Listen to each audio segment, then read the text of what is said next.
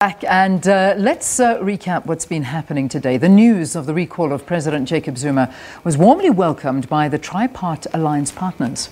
Yes, the SACP and COSATU were among the first to call for President Zuma to step down in April last year after he fired the then Finance Minister Pravin Gordhan.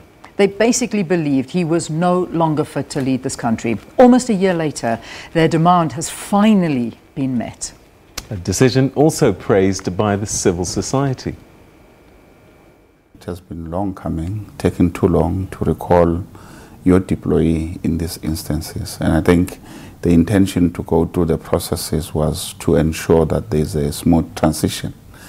But I think the indication has been that the president, if the reports are correct, he has shown a middle finger to them. And I think they need to do what is expected. They need now to go to Parliament and recall him as the president.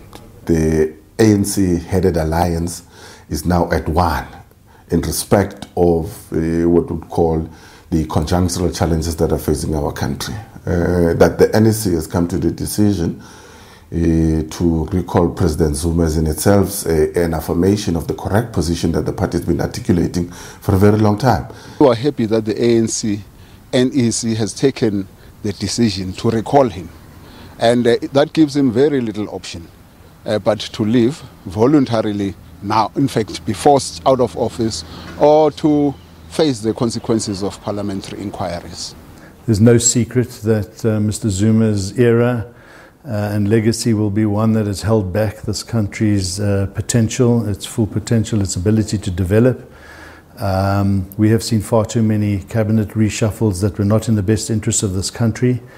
The manipulation of state-owned entities and government departments to the benefit of a few, irrational decisions that were made.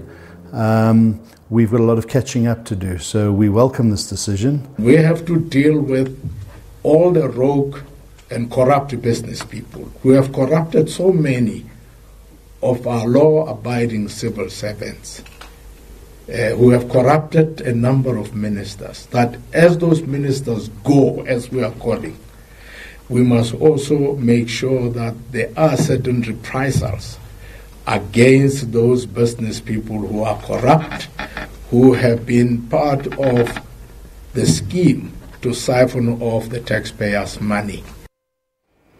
Well, the